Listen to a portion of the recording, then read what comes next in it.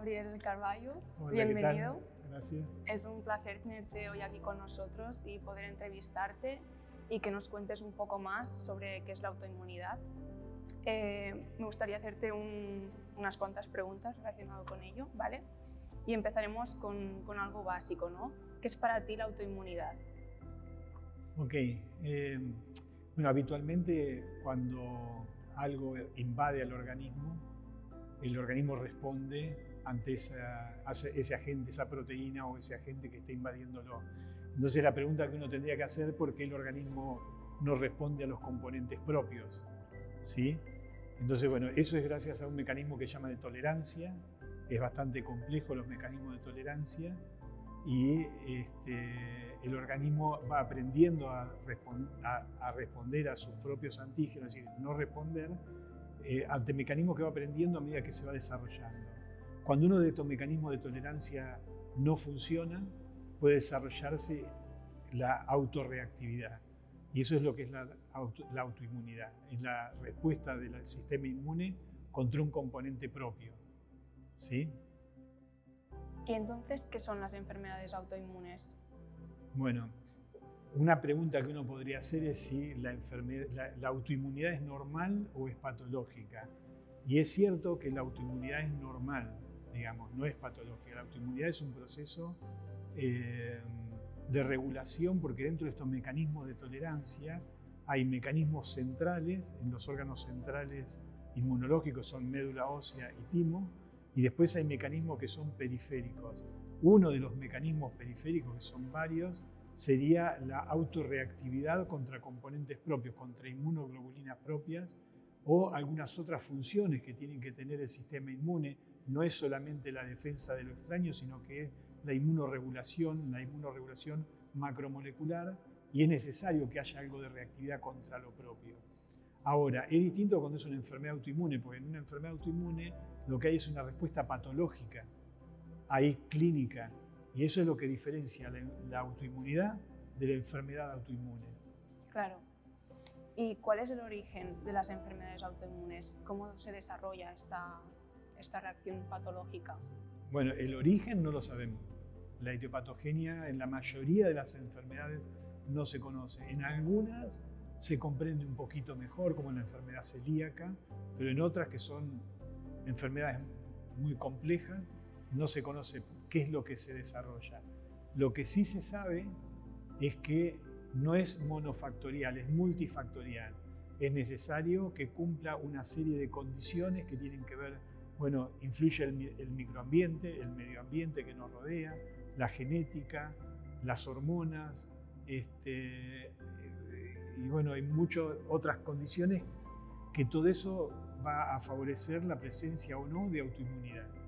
Así que no es un componente, no es solo una enfermedad genética, sino que hay una predisposición genética y no hay ningún desencadenante que por sí solo desencadene una enfermedad autoinmune.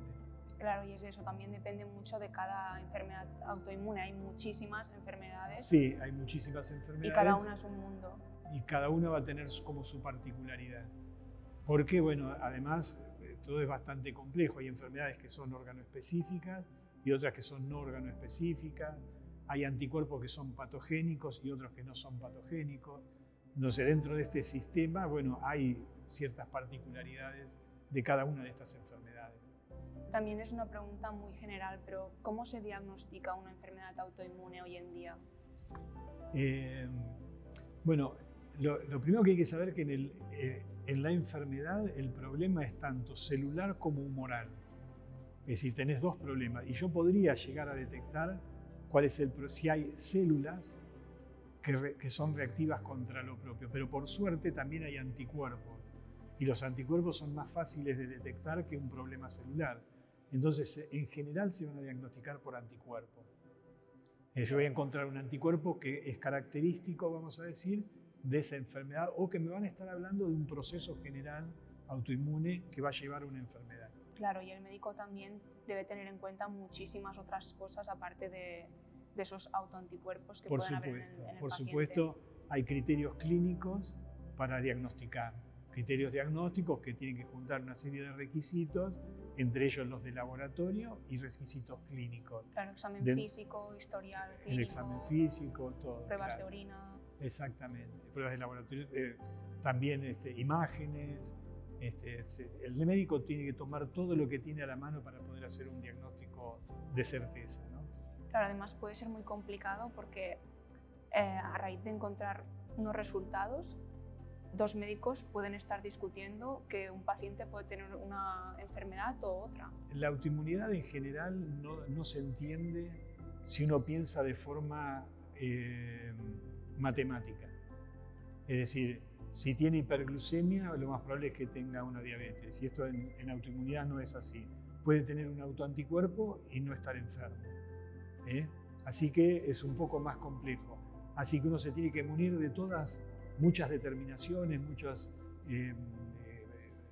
tomografías, resonancias, imágenes en general, laboratorio, clínica. Y bueno, todo junto va a ser un diagnóstico. Y sí que puede haber discusiones. Que uno dice que es una cosa, el otro dice un diagnóstico, el otro dice otro diagnóstico. Sí, eso puede pasar. Porque además, personas sanas pueden tener autoanticuerpos. Claro, personas sanas pueden tener anticuerpos medibles. No todos tenemos autoanticuerpos. Que son esos autoanticuerpos que hacen a nuestro control homeostático interno. Pero además podemos tener anticuerpos en forma medible sin tener enfermedad. También es cierto que esto es algo discutible porque se ha encontrado en muchas enfermedades que los anticuerpos preceden al diagnóstico muchos años antes. Sí, que no ocurrirán todos, pero en algunos te pueden dar pistas de lo que pueda ocurrir en el futuro. Exactamente. Incluso 20 años. Exactamente. Entonces uno puede tener un anticuerpo y el diagnóstico está mucho más adelante, dentro de 10 años, 5, 20. Entonces, bueno, siempre la pregunta está y eso da como a la autoinmunidad le da algo que es mucho para pensar, no es matemático, no es tiene el anticuerpo, tiene la enfermedad, sino que bueno, ¿y por qué tiene el anticuerpo? Este estado de preautoinmunidad, ¿qué tiene que ver? Y bueno, claro. Eso hace a la discusión de la autoinmunidad. La autoinmunidad se discute de esa manera.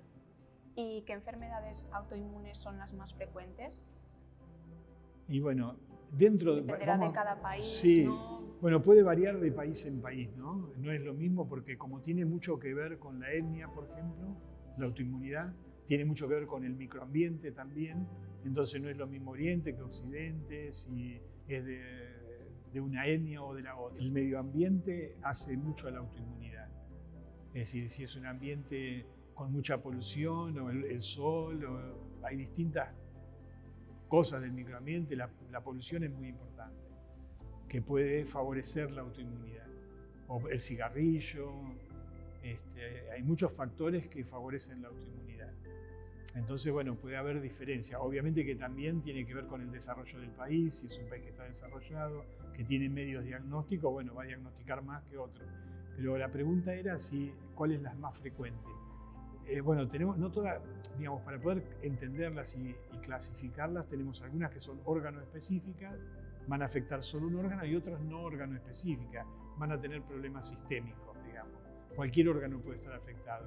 Dentro de las órgano específicas, la más común es la tiroiditis. Esa es la más común. Es muy común conocer a alguien que tiene tiroiditis.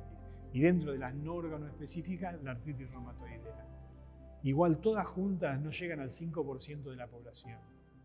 Igual siguen siendo enfermedades que entran dentro de las enfermedades raras, digamos. Y algunas de ellas son extremadamente raras, ¿no? Las miositis son más raras que los lúpicos. Bueno, y hay